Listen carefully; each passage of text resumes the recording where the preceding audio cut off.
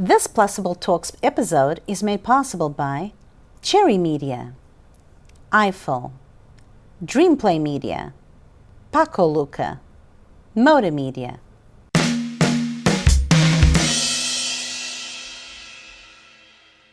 Hello, and welcome to another episode of Plusable Talks. I'm Carlos Ferreira, and today I'm going to be talking about flamenco. And guess with who?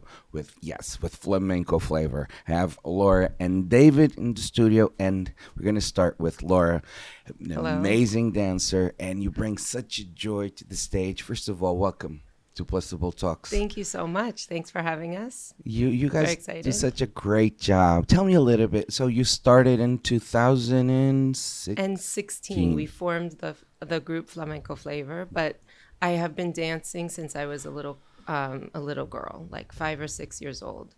So I had been doing flamenco for all my life, and I met David a long time ago doing flamenco, and then in 2012, I think, our good friend passed away. We had been working with him, Carlos. Sorry to hear.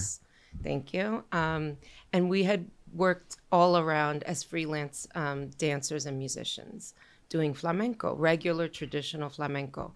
And after, Carlos, our friend, passed away, we kind of didn't really know what to do, and we were a little bit lost, and so we decided to exclusively work with another dancer, Monica Herrera, who's the other dancer in the group, and we formed, me and Monica and David, and we formed Flamenco Flavor. And it's funny because I remember the first time we met, I even asked you, because you guys exude Spain, you guys exude Latin flavor, because you also go beyond the traditional flamenco. Yes. And make it more worldly in a way, right? Correct. But you're not Spanish. No, I'm not. I'm actually American. I mean, I have, roots. My mom was born in Mexico City, but her family's from New Mexico. And she has Spanish family. And my dad was born in France. He's European. He was European. Right. So, and this love for the flamenco flavors and traditions, how did that come about? Well, I was born and raised in Manhattan.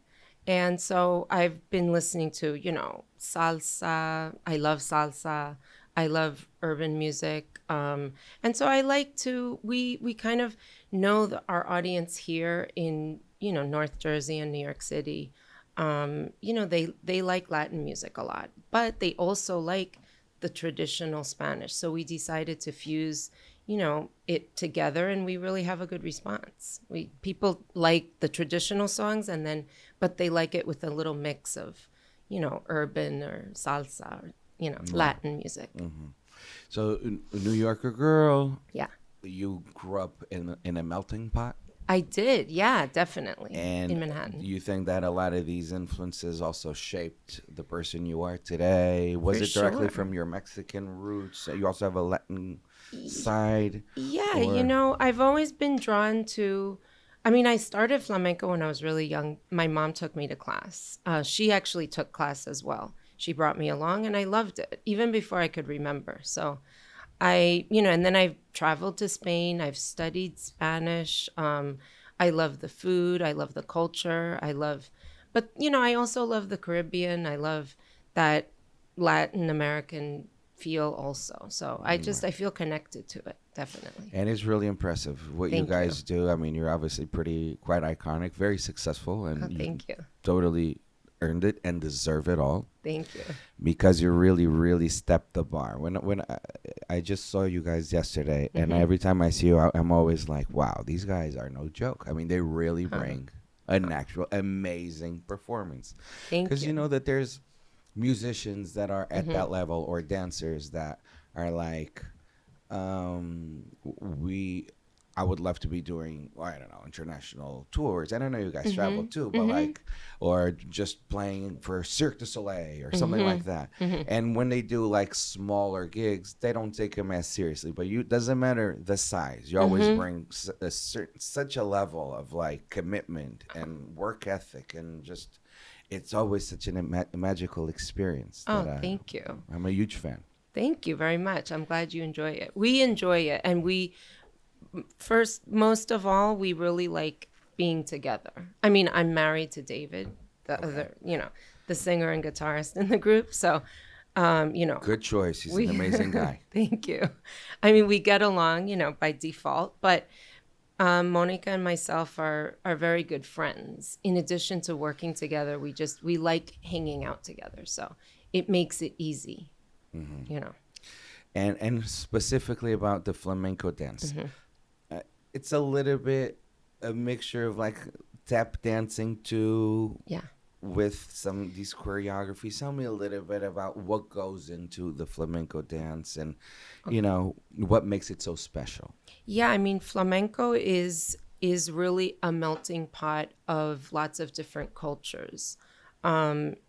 It's a art form that's from the Gitanos, the gypsies, which they think came from India. This is over a long number of years. And so they got the influence from the Moors, from the Jews, from the Catholics in Spain. And so a long time ago, everyone was kind of living in harmony and together, and they got all of those influences. And so that's why it kind of has like a little bit of an Indian flair, maybe with the hand movements, or the song kind of sounds like a Jewish cantor. So it is a melting pot. Arabic kind of. Definitely. But then it also comes from pain and sorrow. The origin of flamenco, kind of like jazz, blues, right. So it's... And Portuguese father, too, is all about suffering. Oh, then, yeah, definitely. And longing for something. For sure. Miss, like for sure. Definitely. The beginnings of flamenco is in sadness. And so, it's very passionate. So that's why I think a lot of people are drawn to it, because you really have to make it your own. You have to... if you feel, I mean, there are different songs that are happy and sad, but you really put your own passion into it. That's what I like. All right. So this project started, although you were already working before with Carlos after his passing. Yeah. You decided to still honor, in a way, also his legacy. He's still present. Yeah. Oh, for sure. But also give it a different twist and a different approach, not so much the traditional flamenco, but also we're here, Tri-State area. Let's make it more inclusive. Latino. Exactly. A lot of our audience, is from South America or the Caribbean or Central America, and so they, they're used to, not all the time traditional. We perform in bars at night. So, people have a couple drinks and they want to, they love the traditional songs, the more popular songs, Gypsy Kings, people love that. So it's something that people recognize. And when they hear the songs that they know, they want to sing along with us, and then they see us dancing. So I think it's more of a party atmosphere. Definitely. You think that right, because it's definitely a party with you guys, that's for sure. But when you started more of that party atmosphere, do you remember the first reactions that you got? Maybe like, let's just try this. I think that this is the way. And it started working right away, or people were like, what is this? This is not like traditional enough.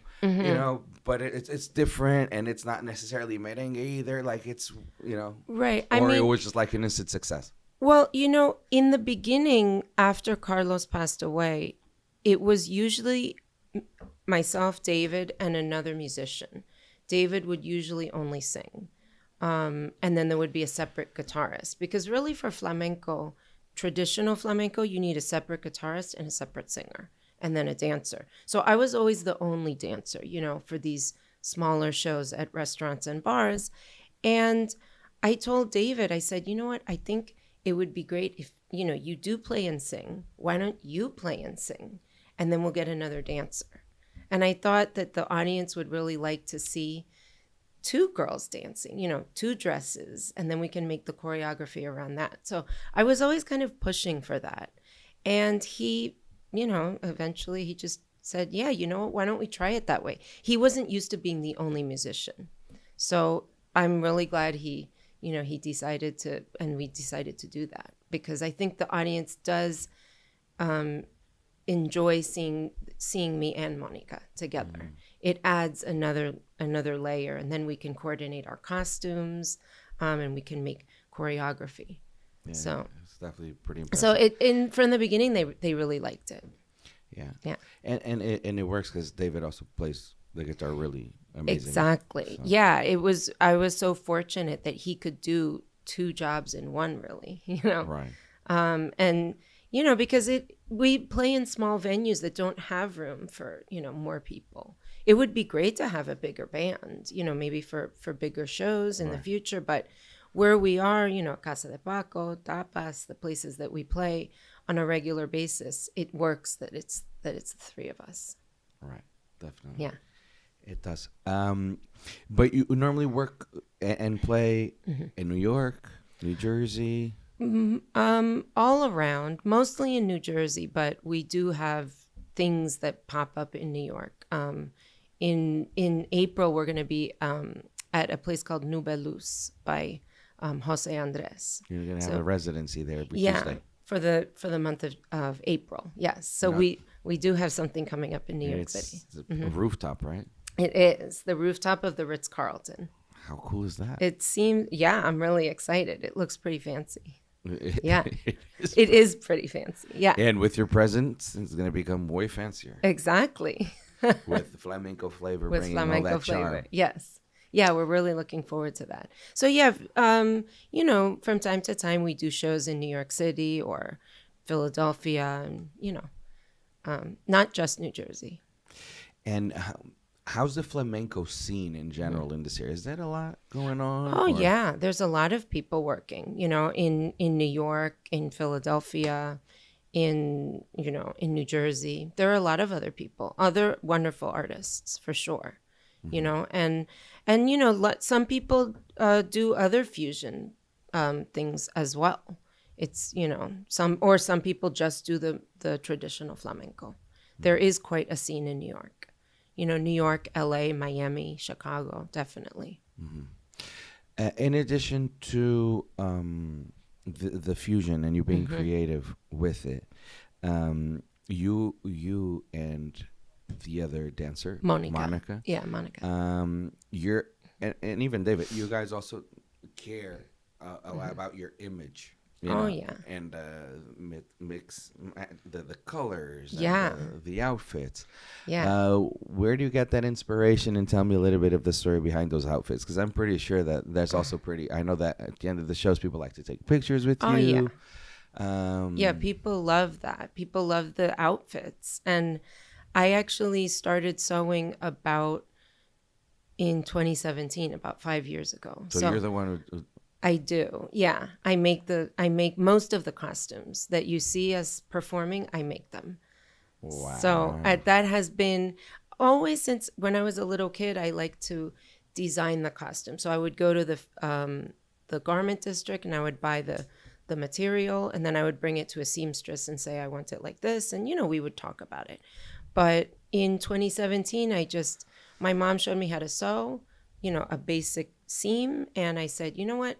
I'm going to do it myself because, it's particular. You want it to fit a certain way. You want different options. And it's just opened that world to me. And then, it's pretty fun. I really like it. And where do you get your inspiration? Yeah. God, I have a lot of Instagram accounts that I look from Spain. They have beautiful costumes. They're like, the amount of ruffles and time that it takes to do these. They have fashion shows for flamenco dresses in Spain, in Sevilla. And so I look on there. I'm always scrolling, looking for inspiration. But, I like bold colors. We really like to make a really, nice impression. And we put a lot of time and effort into the costumes. Definitely. It's like a fashion show. We try to make it like that, And what about the choreographies? We make them all up as well. How would you define them? Is that more modern flamenco? What is it? Yeah, I would say it's more maybe with like a little bit of a pop twist or a Latin flair to the. It definitely is traditional flamenco. I'm trained in flamenco. I did a little ballet when I was a kid, but I know flamenco. I know a little Latin dance, but I'm trained as a flamenco dancer. But, we'll look and we'll bring like a little, if the song is more Latin, then we'll add a little salsa move here and there. Right. When you say trained in flamenco, I know Yes. that your mother took you to school. Yeah. For how long did you train and study flamenco in school? Well, I took with a woman when I started when I was 5 years old, and I kept studying until I even took a class 2 weeks ago from a good friend of mine who was here from Spain, a wonderful dancer. So I'm constantly learning. I can definitely learn more, and I have to train and I have to practice. It's not something where you've learned everything and you kind of graduate and are done. It's not really like that. But I took it all throughout my teens and early 20s. I lived in Spain, in Sevilla, and I took class from a number of different people there. For how long did you live there? The longest time I lived there was 6 months, but I would go every summer. Since I was 15 or 16. And how was that experience in Spain? Oh, I love it. I love Spain. I love, I first went to Madrid, but then I decided to go down to the south, and I went to Sevilla, and I love it. It's great. And I haven't been back in a long time since having kids, and I would like to go back. I lived in Spain. Yeah? Where? Madrid. It's a cool city. It really is. It is. I lived there in 2004. Oh, okay. For how long? For a year. Okay. And you liked it? Yes. Yeah, it's a pretty cool city. It's the best. Yeah, it is cool. I like the south better because, I'm from a big city, but Sevilla is great. I love Sevilla. So I would love to go back. Great food, great people, everything. Yeah. It's cool. Yeah. They're amazing. In Spain, they're just awesome. They're amazing. Definitely. It's such a welcoming culture. Oh, right? yeah. They're great people. I love Spaniards. Yeah. I'm married to one. Of course. Very. Yeah. Vamos. Yeah. Definitely. Yeah. I loved it. So coming from Lisbon is cool, but it's like the greater Lisbon is like somewhat 1 million people. Uh-huh. And the greater Madrid is like 6 million. Right. So I was 23 back then, and I was like, wow. No, 23. No, maybe 21, 22. Just imagine. Right. I had a blast. That's I cool. And it's something I've really tried to learn the language, learn more about the culture, and it really impacted me and influenced me in a lot of ways. So it's great that I get to share that experience. Definitely. And your perspective from a flamenco artist and a flamenco connoisseur and such an extremely talented thank you. Artist. Thank you so much. I appreciate, you having a discussion with us and with me, and it's cool that you like our group. No, I do. That's I cool. do love who doesn't? Because you guys are just so... Yes, you guys are very talented. But as a musician, I expect that, right? From musicians. I expect musicians that are good to be good at what they do. But you guys are also very nice about it. And you're particularly good and very approachable. And sometimes, unfortunately, there's people that for less, they become way more stuck up for no reason. And you guys are just, so you stay there. After a while, like after such an intense performance, you stay there, you're willing to meet people. And that's a great trait that you guys have, and makes it very, even though people might not know you, the first time they meet you guys are just warm right away, And when I met David and you, I was like, I feel like I've known them forever. They're so nice. Right. Oh, thank you. And that's great. In terms of younger girls that could look at you as a reference, and if they would like to dance as well, or believe that dancing could be their future, but sometimes parents are like, I don't know, I want you to be a nurse, I want you to be a doctor or something. As parents don't, especially here in the immigrant communities, sometimes they're not as open to the idea. Of course. What piece of advice would you give them? God, well, becoming an artist is difficult. I'm not going to lie about that. I guess you just, you really have to believe in yourself, and, You have to, obviously work hard, practice. But I think if you really have a passion for it and you really enjoy yourself, then go for it. And maybe, I don't know, try to make like an investment on the side just in case for later on. I don't know, maybe like a real estate investment or something. I don't know. Do what you can, but try to keep doing your passion, because if you go into a field and you don't like it, it's just, even if you're making a lot of money, I always hear it. I'm not happy. I'm making a ton of money, but I'm not happy. It's just not worth it. Try to just go for what you love, even if it doesn't make the most money. If you have drive and passion, you will be successful. I think so. You have to have the faith. And you guys are pretty busy, so you guys could also make it financially Definitely. sustainable, and you're a good example of that. Yeah, you just have to market yourself. You do. Be consistent. Yeah. It's hard. Being an artist is hard, but if you keep at it and you have some talent, I think you can definitely make it. For sure. Keep going. Is there anything else you would like to add before I bring David? Well, I forgot to mention that we do have a fourth member of the group, a third dancer, and her name is Christina, and she's fantastic. She's in LA. She unfortunately doesn't get to work with us a lot, but she's a dear, dear friend, and I want to shout her out. She's awesome. She's beautiful, talented, and we want to get bigger shows so she can come and we can all work together. Yes, and there will be David, Monica, Laura, and Christina. Wow, yes. Wow, the full experience. And she's in Los Angeles, and she's very, very talented and very pretty. Well, I can tell. I mean, you guys don't do ugly in flamenco flavor, that's for sure. No. You have to keep an image, Of course. You're sewing. Do you sew for other artists? Is that something that you could be open to? Or I haven't really done that because it's only me sewing. So when I make a dress for me, it's not business just idea. Right. I know. People have come up to me. I think about it, but I haven't done it yet. Let's put it that way. Where can people find you in particular more and more information about you? So on Instagram, we're at Flamenco Flavor, Facebook. And just look at our schedule and come see us at a show. We would love to meet you. We can't wait. And we love performing. We really like it.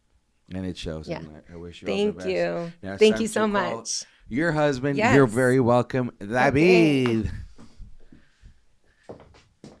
If she brings the flamenco, David definitely brings the flavor. I bring the guitar. Carlos, what's up, man? What's up? How are you, bro? I'm good. How Good, are man. you? Good. Thanks for having us on here, man. And I love the shirt. You gotta show the shirt to the camera. Look at that. Newark is for artists. That is 100% true. It is. Yeah, man. And I brought this guitar over here. I don't know if I'll play it. Maybe I'll play something, Yes. But, and it's a flamenco guitar. And yesterday I was actually watching you guys play, and Isabel was like, because we have the Portuguese guitar. Yes. With 12 strings. Yes. I know that one has 6 strings, yes. but still, it's a unique guitar. And for the guitar aficionados out there, what do you think that a flamenco guitar has that makes it unique? I see that it's maybe a little wider. Yeah, it's got a little bit, maybe a little thinner on this side. This is called a negra because it's a darker wood. I'm not too good with what kind of wood that these guitars have, but I just know how to play them. I don't know so much about the guitars so much. I'm actually horrible at picking out guitars. I picked out guitars in the past, and they've all been pretty much big mistakes. But not this that one. No, well, this one in particular comes from Carlos, who was the guy we used to play with, who unfortunately passed away at a very young age, and he actually left me this guitar, along with another one. So this is the one that I now keep at my home because I did used to use it for shows. But I have very heavy hands, so I used and abused this guitar way too much. So I had to have it repaired, put a new tap plate on it. For flamenco guitars, you'll notice there's a tap plate You got to Right. have that tap plate on there So you because can also play percussion. exactly. And this one's got the pegs, old-fashioned pegs for tuning, Right. which is you got to get used to kind of tuning those. But yeah, you have that technique where you got to be banging on the guitar like that, you know, a lot, you know, stuff like that. And you are a percussionist as well. I don't know if you guys know that, but our boy Carlos, yes, he is a percussionist. He's been on tour. He knows a lot about drums and about rhythm, and it's good to have a fellow musician here on your show. Thanks for having us. It's my pleasure, and I'm all about obviously sharing these wonderful stories of success. But you were playing before we even start. You can just give us a little bit of a flavor, flamenco flavor, where you can actually see the whole technique of percussion and just the finger. The finger technique, yeah. You got the nails over here. You got to have your nails so you can pluck away. So it's like having 5 picks, you know.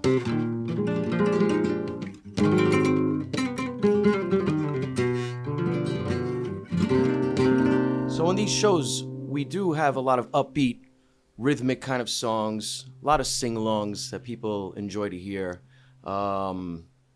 We feel like it's a good way to connect with the audience, because that's the thing with flamenco. Traditional flamenco, it's hard to really connect with an audience if they don't understand flamenco.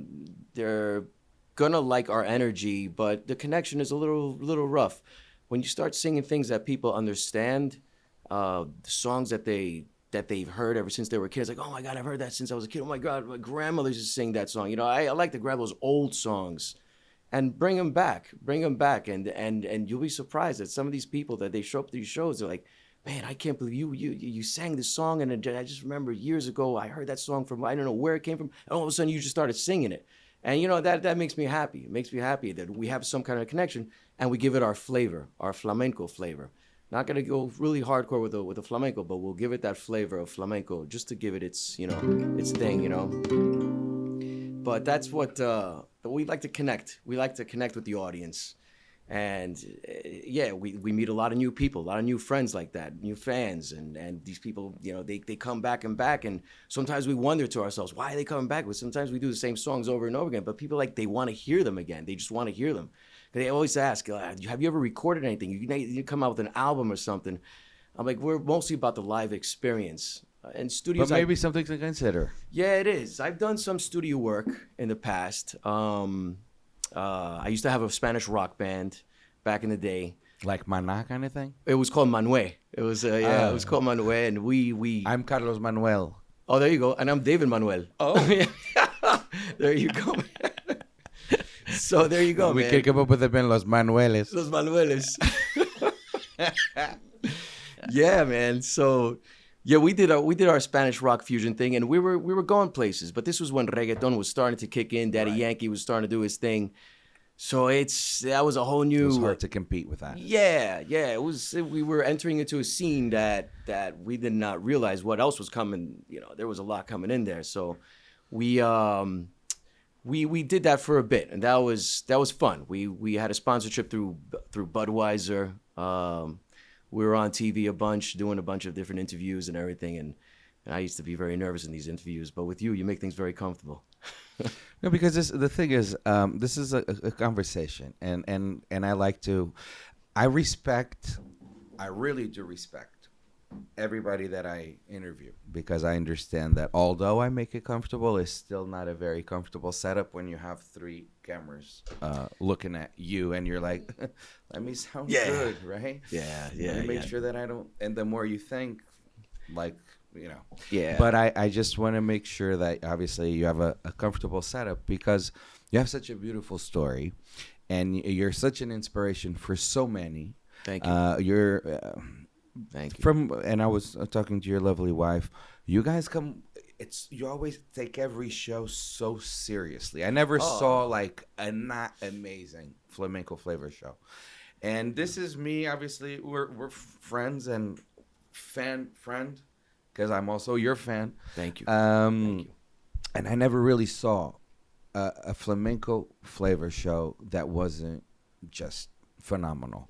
Thank you. And raising the bar consistently. Yes. Regardless if you like flamenco or not, or whatever, or the approach or not, it's just like you got to give it to these guys.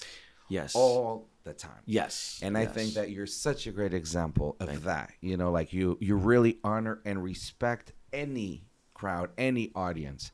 And in a world that a lot of people like, unfortunately, values and now I sound like an old man, but values and ethics, sometimes we tend to lose them because everything is just so fast. Oh, yeah, you, man. You guys totally. reminding like, no, we're musicians. We're here to be grateful for the people that came to see us. And Yes. in return, we're just going to kill it. And you do kill it all the time. Thank you.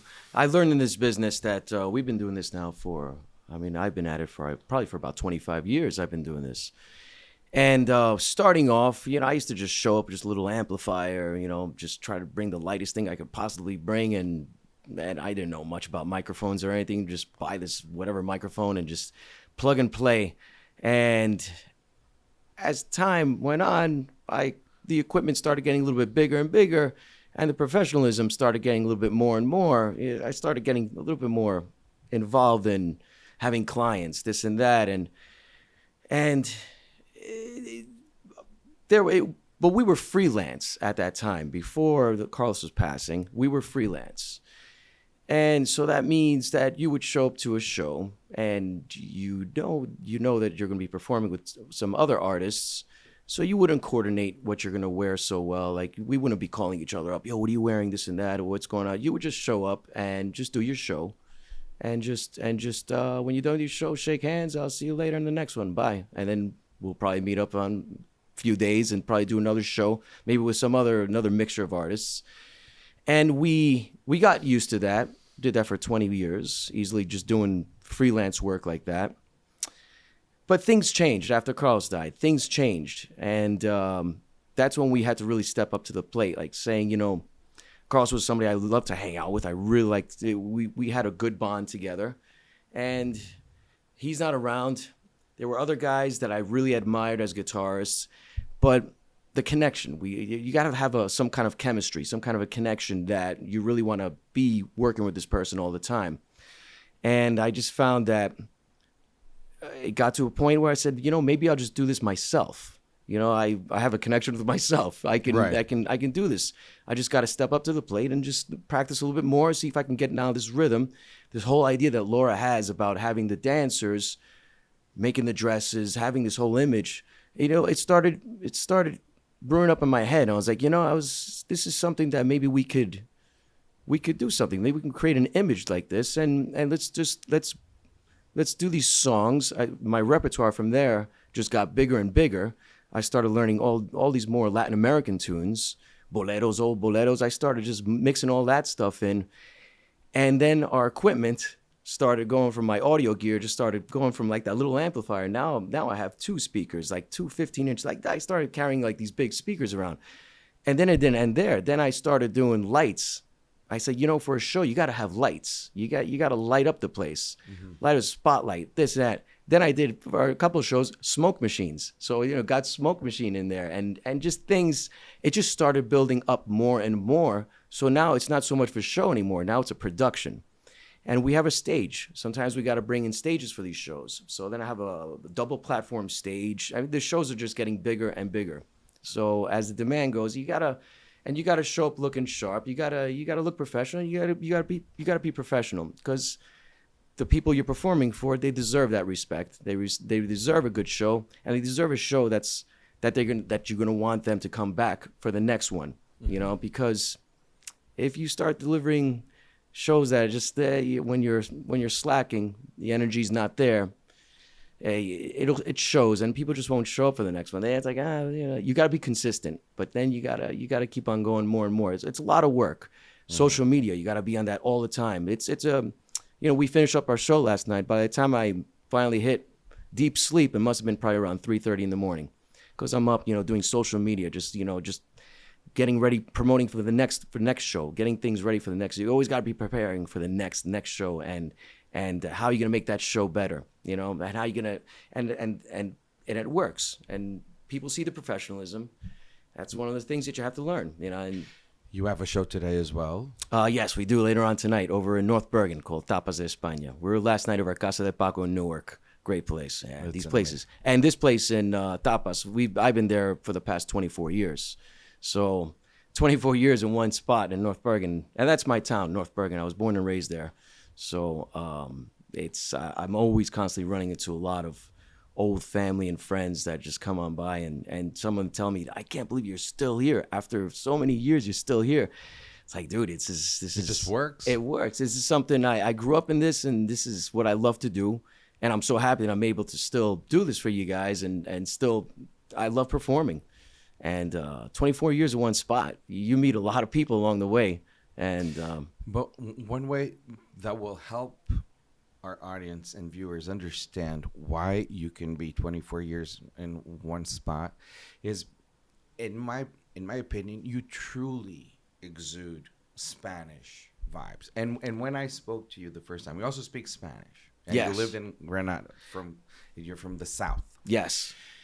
But you're technically a Jersey, New York area kid. Yep, I'm a Jersey boy. But you also speak amazing Spanish, and you really have the culture in you. So I would ask you, before we even proceed with this conversation, if you could play something like some flamenco where you can also sing a little bit and show a bit of that technique. Yeah. And so people truly understand how can a Jersey boy be such a great ambassador of the Spanish culture and, in a way, Latin culture. So give it away, Dave. Right. So you can also show him a little bit of that technique and your voice. Cool. Ya no estás más a mi lado, corazón, y en el alma solo tengo soledad. Y si ya no puedo verte, porque Dios me hizo quererte para hacerme sufrir más. Siempre fuiste la razón de mi existir, y adorarte para mí fue religión.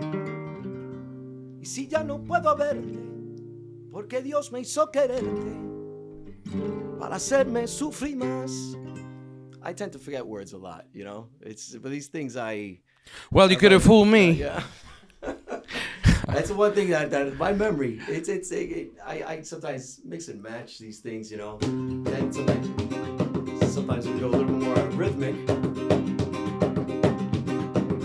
Con la cachimba a la mano, fumando noche y día, con mi morita a la vera, mora de la morería. Con la cachimba a la mano, fumando noche y día, con mi morita a la vera, mora de la morería. Cada día anduve de Casa Blanca, un legionario de una morita se me mamó, y fue tan grande el amor de que leía, que a poco tiempo con la mora se casó. Banderillo, aguililla, te jugarán en kifa, una chocolate kifi, que tú no paras de fumar con la cachimba en la mano, fuman de noche y día, con mi morita a la vera, mora de la morería. Yeah, man. Yeah. Thank you, dude. Some stuff like that, you know. It's just Every time I see you, I feel just like saying, like, hey, viva España. Because you have that, you know, you exude that culture. And it's so interesting to see that although you were not raised there, you speak your Spanish is amazing. Thank you. You have no gringo accent whatsoever. No. Yeah. And it's really impressive. Great job. Thank you You're so awesome. much. That took me a while, man, to get the Spanish Castilian. I was born and raised here, and I only spoke Spanish as a child. And then as soon as I started school, kindergarten, all that Spanish was out. That was. I just wanted to do English. That's it, English. And I didn't really get to learn Spanish properly until I visited Spain when I was probably about maybe 18 years old. And then you reconnected with your roots. Oh, it was rough, man. It was rough. I was like, no. I really could not. It was so hard. It was like, I just couldn't really communicate. My pen is in a very good look. I'm sorry. Yes, exactly. It was difficult, man. But the energy in Spain, la energía, es la gente, el ambiente. So yeah, that's something. La There's- jerga de España. Hombre. It's such magic that I said, you know, I want to come back next year and I want to stay here for a couple of months. And my family, they took me in, they took care of me, and I learned my Spanish little by little. I went there the following summer. My Spanish just got better and better. And then I started mixing that in with flamenco singing. I don't know how that happened, but I just started singing flamenco, you know. Wait, well, how old were you then when you started singing? Probably 20 years old, maybe at that point. I was probably 20 years old. I had our first gig over in Manhattan, over on First Ave, and between 10th and 11th, a little place called Xunta, little flamenco dive bar. Xunta? Xunta, Xunta. And oh man, that was a crazy era. Everybody was smoking cigarettes. You walk in there, it was just people just trashed all over the place. And I was there with Carlos. He brought me in and he says, there are no singers in New York, and you know how to sing a little bit, so I'll just show you how you do it a little bit. And he didn't really have a voice, but he showed me when to sing for the dancer, when to come and this and that. And I learned a lot from him, and I held on to that gig for, I don't know, almost like 10 years at Xunta, you know, until I just moved on to the next show, you know. So yeah, it all started pretty much Xunta and Tapas over in North Bergen. Those were like my first two shows that I started there. Nice. And the guitar, it came before you started playing guitar first? The guitar came first. That was, well, actually piano. I'm a piano player, percussionist, trumpet player, bass player. I've done all instruments. I was born a musician. And the guitar probably about 16 years old, where I was just playing just like folk guitar, just tunes, popular tunes, just learning how to use the guitar. And but flamenco was always something I listened to ever since I was a baby. And it was in the back of my head, maybe one day I'll learn. I don't know, that seems too difficult, you know? I started growing the nails. I picked up the guitar, started plucking away at it. And I was like, you know, this sounds like flamenco. And I needed someone to guide me on how to really play flamenco technique. So I went out to Queens. My father took me out there when I was a kid. And I was with this teacher for about 8 months. I was with one teacher, and he showed me all these different techniques, different forms of flamenco. And I got as much as I could out of that. And then from there, I just did my own thing. I learned the technique, and and that's pretty much at age 16 is when I started with the guitar. Mm-hmm. So it's 30 years ago, you know. And with your nails, what type of treatment? Or you just let them grow and that's it? Or these nails are disgusting right now. But acrylic, I put a lot of acrylic powder on them. I gotta reinforce the nail. I gotta put paper, acrylic, a lot of glue with nail hardening glue. These nails have been through a lot, and so they look pretty. It was embarrassing in high school, man. Everybody used to always walk with my hand in my pockets, like, nobody wants to see my nail, you know, my hand. You're like, hey. Yeah, exactly. Yo, I'm sure you know what this nail's about, right? Yeah, man. So it was crazy in high school, man. My hand. Yeah. You want to see my hand? This is my hand. Hey, what's up, guys? Like a gang sign. This is the normal hand, and then this is North Bergen crew. That was yeah, man. Yeah, I had to. Yeah, I got the nail thing was always, and I have very weak nails, but I have to put all this crap on it just to kind of keep it together. Because when you play for these dancers, for these girls, man, you gotta have heavy rhythm. You gotta have that. Mm-hmm. You gotta make the guitar sound big. And you do, and your guitar sounds great. Oh, thanks, man. Yeah, a lot of magic's on the mixer there. I mix everything up there just to give it a nice, big, fat sound. It does. And just I try to do that. Yeah, man. Yesterday. Yeah, there's a lot of stuff to bring to a show. It's, you know. I was talking to Laura, and the dancing involves a lot of tap dancing, but the guitar playing as well involves a lot of percussion, as we just saw. Yeah. Also with your feet, right? Not my feet, but their feet. Yeah, but like, don't you? Oh, yeah. That's right. Yes, I do have something there to give it a nice little kick. You gotta have that kick, a little kick drum there. So I do have something. Pedal that I do use to keep the rhythm more, to give it a nice low end bass. Because when you go to like clubs and all these places, you know, you listen to the rhythms, like, you know, hearing that. And so how can I make that into a flamenco flavor? How can I bring that so people can start moving. Feeling that lower Yeah, frequency. you know, to me, that when I see people in their seats, or if they're standing, I see them moving. I was like, that's when I know we're doing a good job, because you see people moving, you know, and it's like, all right, good. So I like to see that, you know. You know, sometimes you're in these audiences, everybody's so stiff and everything. It's like, oh man, how can I loosen these guys up quick, you know? So you got to give it that nice backbeat, nice little, you know. So that's what I like to give it that rhythm, you know. Flamenco flavor goes beyond just the flamenco roots, as we were just having that conversation, and you make it more inclusive, more diverse. You're, it's there's something for everyone, from the classics that you used to hear, from even Desperado, from to Gypsy Kings. I mean, there's a little bit of everything. Yes. But you in particular, as a musician, what type of influences do you have outside of flamenco as well? Outside of flamenco, well, believe it or not, I'm not really, I don't really listen to flamenco as much as I should. I'm not so much into, I am into flamenco. I love listening to flamenco, I do, but it's not my choice of music. My actual real choice of music is one particular artist I love and adore. It's another Jersey boy, Frank Sinatra.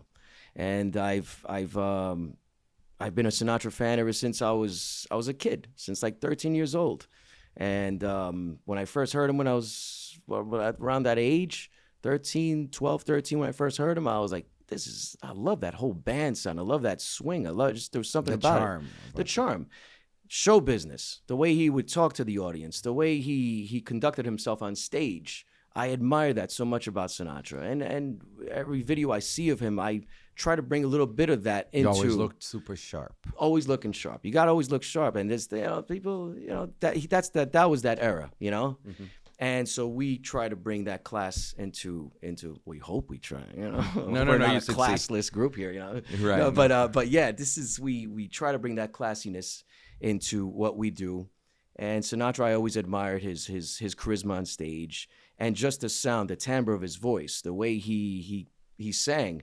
It was I admire that so much. So Sinatra definitely is somebody that I still listen to up until today. What's your favorite Sinatra song? Mine is "Luck Be a Lady." Oh, "Luck Be a Lady" tonight. Yeah, that's a great tune, man. Sinatra's so cool. Yeah, no, even the lyrics, like the whole thing's just so charming. Yeah, I mean, there's a lot of tunes that I can mention about Sinatra that nobody even knows about, but yeah, "You and the Night and the Music" that's just a classic one that I just like to listen to. But if I have to say one of the most, like his more commercial ones, "The Lady's a Tramp." That's why "The Lady's a Tramp." Yeah, "Luck Be a Lady." That's one of my favorite ones too, man. Great tunes. It's great. Yeah. Awesome. You also helped Buddy Rich. Yeah, Buddy Rich on the drums, man. Sure. He was supported by him. Yeah. Count Basie band. He was with the Count Basie band, and that was. Yeah, he was an incredible career, and I hope to have that kind of career. You know, I'm not so much on that scale. I mean, a little bit of it. We're kind of local, like we have that kind of local career, like he had, just still going and, you know, giving that spreading the love. What would you like to see happening with flamenco flavor? The ideal scenario. Because you guys are already pretty busy. I mean, we're busy. We have plenty of work to go. We're definitely bouncing around all these different places, and we're doing plenty of shows. Where do I see us? What do I expect from us? I don't know. It's basically we're taking this day by day. You know, it's you just never know where that next. I mean, this is wonderful opportunity you're getting right now at the Ritz-Carlton, and we just, you don't know where that will take you next. Right before the pandemic, we had this wonderful opportunity for opening up for Rosario. You know Rosario Flores over in Spain. She's a big deal out there. Lolita Flores. She was also part of the bill. Miguel Poveda. And that was over in a theater in New York. And it was an honor to open up for such big artists. And that was right before the pandemic. So things were happening before the pandemic. I was also supposed to be performing for Mark Anthony. So these opportunities, they come up. Opening for Mark Anthony? Yeah, he does a very big foundation. What is the foundation called again? Yeah, Maestro Cares. Yeah, so they hired me to be the only solo artist there to entertain this crowd. I'm like, oh my god! I'm like, basically, can I? I was like nervous. I'm like, how am I how am I going to come through with this? I respect Mark Anthony so much as an incredible singer and artist, a guy with so much charisma. Now I got to entertain him, So I was like, yeah, this is great. Let's bring it on. Pandemic just knocked it all down. They canceled everything. So, we're picking up now from that whole thing. And it was nice to take a break because, when you're doing 20 plus years performing, now you're taking a break during this whole pandemic. So it was nice to take a break. But now we're coming back stronger. So, And this has been your main source of income for quite a while. Yeah, it's not easy for a musician. It's not. That's why you have to show your professionalism. You gotta show up to these shows on time. I used to show up to shows before late, getting there 10 minutes right before you start. I learned that this is not the way to do things. And now we get to places 3 hours beforehand, sometimes even more, depending on how the setup is, how you want things. You gotta talk with all these different people. There's a lot of these bigger events. There's a lot of different people you got to go through, right. And you got to make sure that you're going to be professional about it. So it's a lot of things. You got to carry insurance. You got to make sure you have gasoline in the car. There's all these things that make this group that if you want it to be successful, you got to put in the work. You got to put in the time. Mm-hmm. Is there any incident or show or event that really somewhat impacted you, whether because you guys had, I don't know, a flat tire going there, or that's happened before, yes, or like one of those are like, and what was the most outrageously oh man, this was great, crazy, man. This was a good one. I had this event out in Long Island, and it was a great big event. It just happened to be on that day. It was a huge blizzard, and I had to bring quite a bit of a setup there. And I'm showing up. I pack up the whole car. It's snowing like crazy. Battling this snowstorm, driving out to Long Island already is just a task. I finally get to this location. I'm taking everything out of the car. I'm just pulling things out. And I'm about, at this point, I was driving so slow, just trying to get to where I had to get to. It must have been about 2.5, 3 hours just to get to this place. I'm getting everything out of the car. As soon as I realize, I'm like, where's my guitar? Where's my guitar? Where's my guitar? I pull everything out. I was like, I forgot my guitar. Yeah, I mean, come on. And it was a solo thing. I had to do a solo thing. And how am I going to do this? It's just me. So I said, all right, let me just calm down. I'm not gonna panic. Let me just get inside the venue. And let me just start setting up. But I noticed when I got there, I saw a piano. It was a nice baby grand piano there. So if worst comes to worst, I'll set everything up next to the piano. If I need to, I'll just play the piano and I'll sing. I can do all the hits just playing the piano. The client might not be too happy, but I'll get the job done, And I finished setting up, and for some reason, I don't know if I had service or what. I don't know what it was. I couldn't look it up on the phone. I don't know what it was, but I asked one of the workers there. I said, "Is there a music shop anywhere nearby that possibly sells guitars?" And this was about 20 minutes. I had to start in about 20 minutes. Everything's all set up, and she's telling me, "Yeah, there's a guitar center basically next door." I was like, "You have to be kidding me! There's a guitar center." So I rushed over to the Guitar Center, and I said, "Listen, do you guys have any kind of flamenco-ish nylon string guitars, anything?" And says, "Yeah, dude, there's one up here, man." I was like, "All right, bro." I'm looking at it. I was, I had a nice price tag, and I was like $900, something like that, $1,000. I don't know what it was, and I was like, "Fuck it." I was like, "Let me get it." So I bought the guitar. I did the gig, and I was like, "This is great." But what would be even better is if I can return the guitar. And after the gig, it was like getting to closing time with Guitar Center. I went there and I was like, "Yo, guys, I basically don't need the guitar anymore. I'm sorry, but I tried it out. It's just not my thing." It's like, "Yo, no worries, dude." And they took it back, and I was able to do the show, man. But I was lucky, bro. That was lucky. But I had the backup of the piano. So when you have that musical training, you could probably get around things, but that was scary. So preparation, planning, it's key. That only happened to me twice, and the last time that happened to me, was last Friday. I got to tapas and I opened the car. I was like, "Where's my guitar? I can't believe I did this again." So Where's the Guitar Center? yeah, exactly. I actually went back. And you go to Guitar Center. Do you guys have stoners? I really like dealing with Yeah. stoners. Here. Yeah, dude. My yeah. kind of people, man. I love flamenco, dude. Yeah. That's wild. It's crazy, man. Fast fingers, dude. Yeah. Yo, you got that finger, man? I like those nails. Those are crazy, though. Yeah, man. So, things like that is, you gotta, man, it's just, like I said, man, the equipment has just gotten bigger and bigger. And so you forget sometimes a piece of gear that you really need. And in this case, it was my guitar. So, but I hope not to do that again. Do you still practice a lot? Yeah, every day. We have 3 kids, Laura and I, and Congratulations. thank you. And the You're oldest, musically inclined too, or? the one daughter, she's the oldest. She's 13. Her name is Lola Castellano, and she's an incredible jazz singer. Yeah, she does. Like I said, I grew up with Sinatra, so she basically grew up with Sinatra in the house, Sinatra and flamenco, and she can kill these jazz standards. She's incredible at what she does, and yeah, you can actually check out some of her stuff on Social media. On social media. I am Lola Castellano, and you'll see the kind of vibe she is, and you'll see me there playing along with her with some of those clips on Instagram.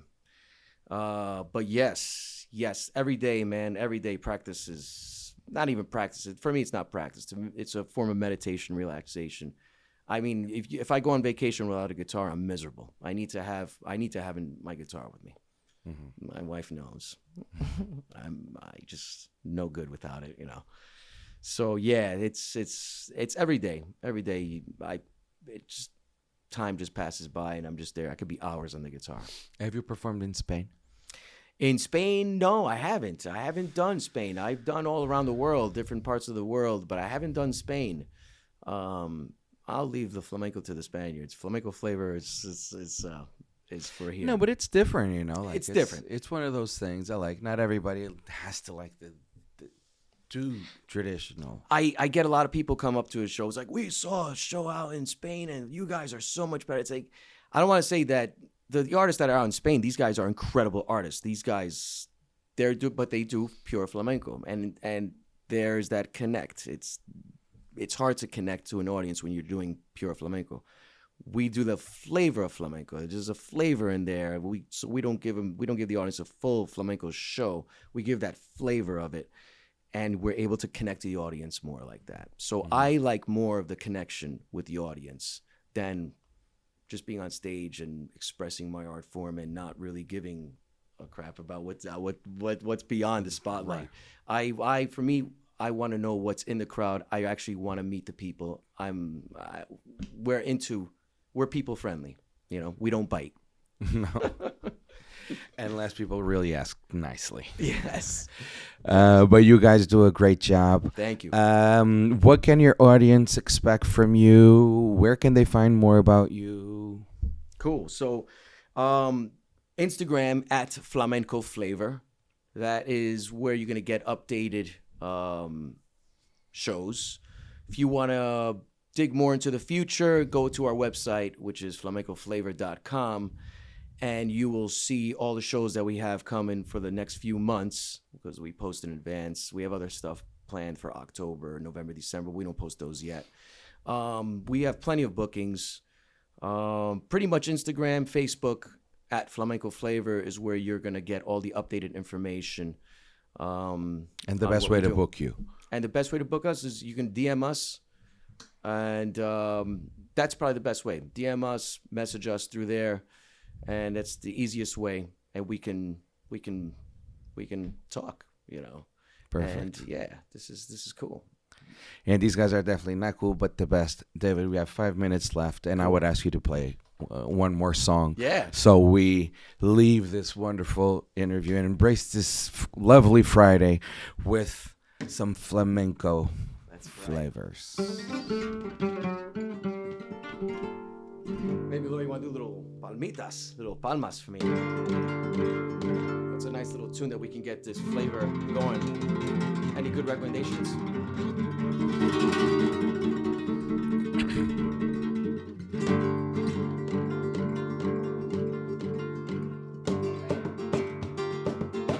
I'll do a classic number that everybody likes to hear in these shows.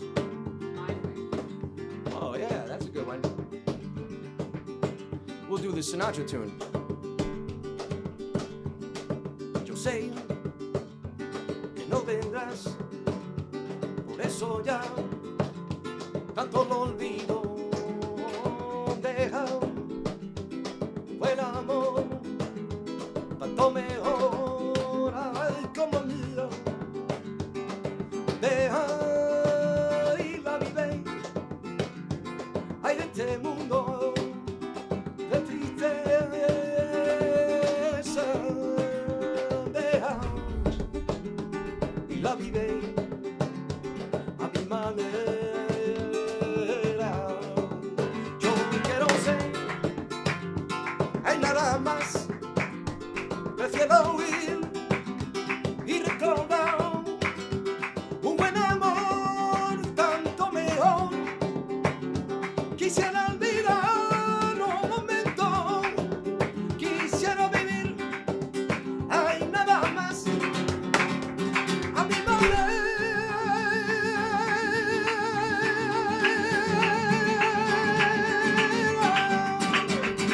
No, lay, no, lay. No, no, lay, no, lay. No, lay, no, lay. No, lay, no, lay. Y lay, no, no, lay, no, lay. No, no, lay, no, lay. No, lay, no, lay. No, lay, no, lay. Y lay, no, no, lay, no, lay. No, no, lay, no, lay. No, lay, no, lay. No, no, lay, no, lay. Y lay, no, no, lay, no, lay. No, no, lay, no, lay. Ah, a mi manera.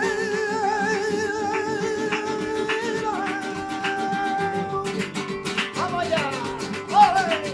¡Ah! Yay! Yes. Thank you. Thank you. Thank you, David. Thank you, brother. Thank you so much, Carlos. Thank Thank for you, having Laura, us. for also being here. Thank you so much for This having was us. an amazing conversation. Thank you. With Thank you. you and the face of flamenco flavor. You, Laura. Monica's not here. Christina's not here, but you could all hire flamenco flavor, and they can really prepare something very special, as you just saw. This is just a little bit. It gets better. So thank you so much for coming. Thank you so much. I appreciate you, brother. Thank you. You guys are the best. Thank you. Visit Flamenco Flavor. IG is Yeah, at Flamenco Flavor. Also website. You can see all the information's on there, which is flamencoflavor.com. Not flamenco. Flamenco's a bird. Flamenco. Okay, so Flamenco. not Flamengo. Flamenco. That's right, flamenco. So this was another amazing Plusable Talks episode. You could always follow us at Plusable_PR. And stay tuned for more lovely stories like these.